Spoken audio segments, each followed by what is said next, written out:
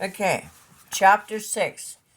Let's see, is Magic Tree Houses number 33, Carnival at Candlelight, Mary S. Osborne. Disaster, chapter 6. We had to save all of Venice, said Jack. That's a big responsibility. What do we have to save Venice from? Well, if Neptune's going to help us, it must have something to do with the water, said Annie. Yeah, like the water that is flooding the alleys, said Jack. But the woman at the cafe told us that not to worry about that, said Annie. I'm still worried, said Jack. Let's go look up the floods of Venice book.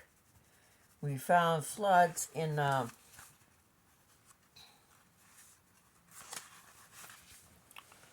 index.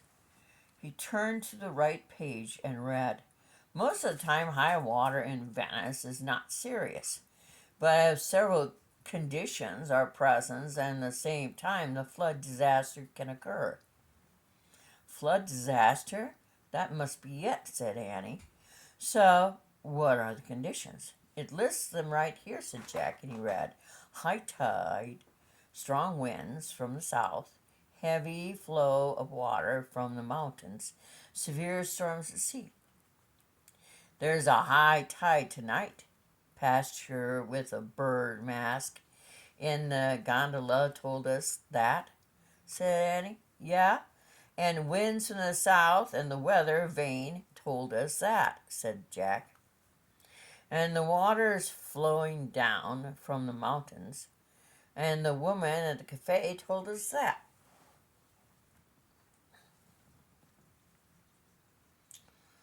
Hmm.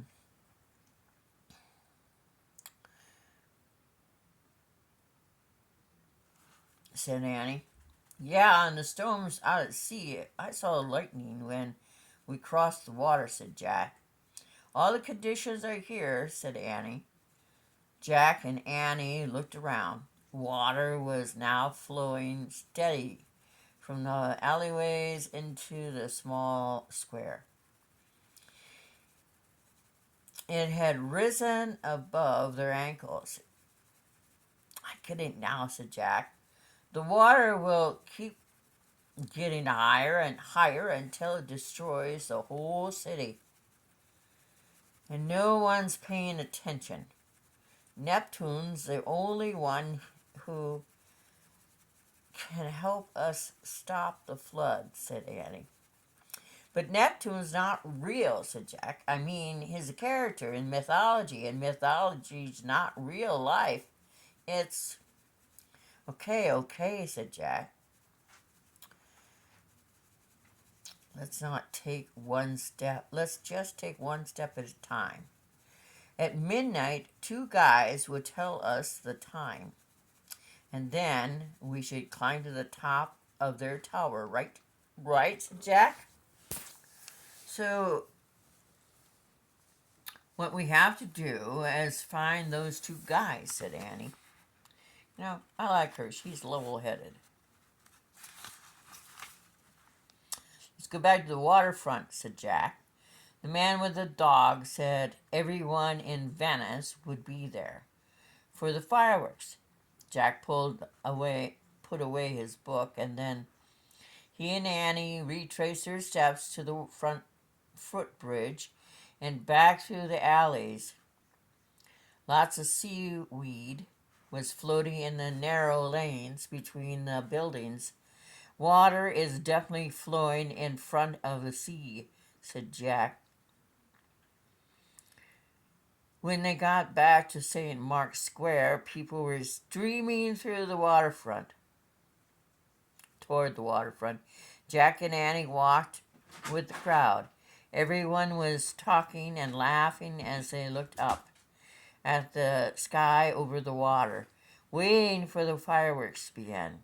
No one paid attention to the damp winds or the seaweed spilling over the side of the canal, soaking their shoes.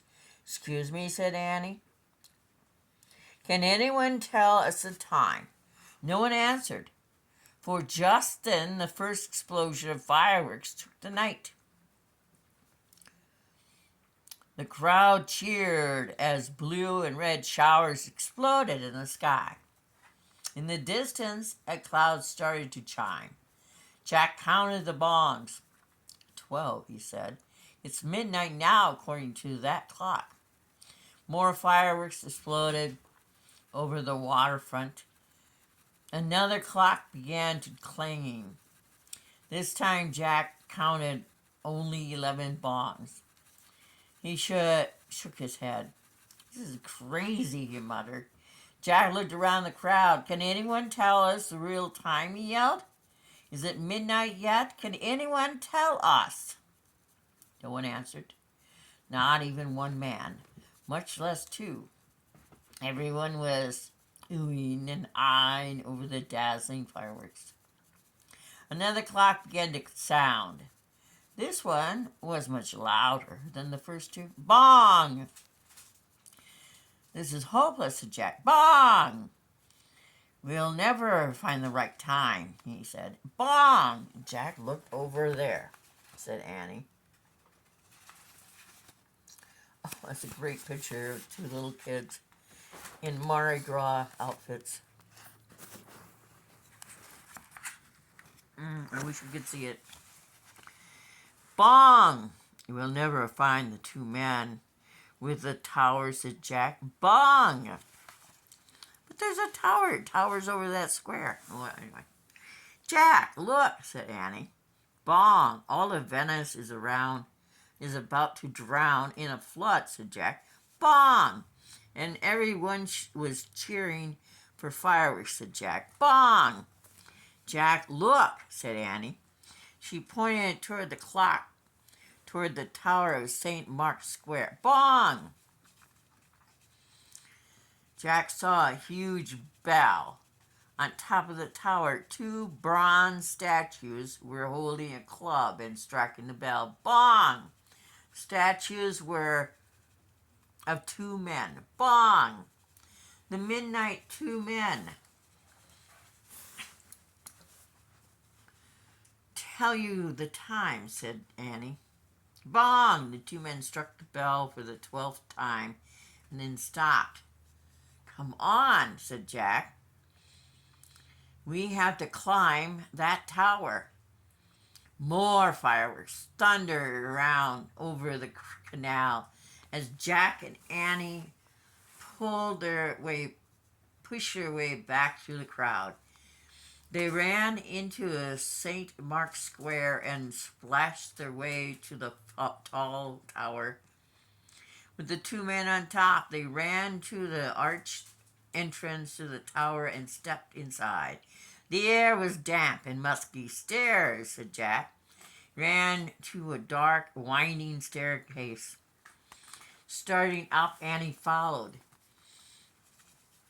They climbed and climbed until they reached the top of the tower, and Jack was breathing hard, and he pushed open a heavy door that led on top of the bell terrace.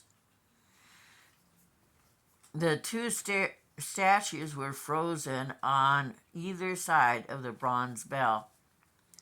As soon as Jack and Annie stepped onto the terrace, the wind blew their hats off their heads. The air was filled with crackling and hissing sounds as the fireworks burst through the sky. Everyone on the waterfront was clapping and cheering. What's the next thing Merlin tells us to do to find Neptune? Annie shouted. Jack pulled out Merlin's letter, holding onto it tightly as it flapped in the wind. He read aloud, King of the jungle will carry you there. Not over land, but high in the air. The king of the jungle is a lion, said Annie.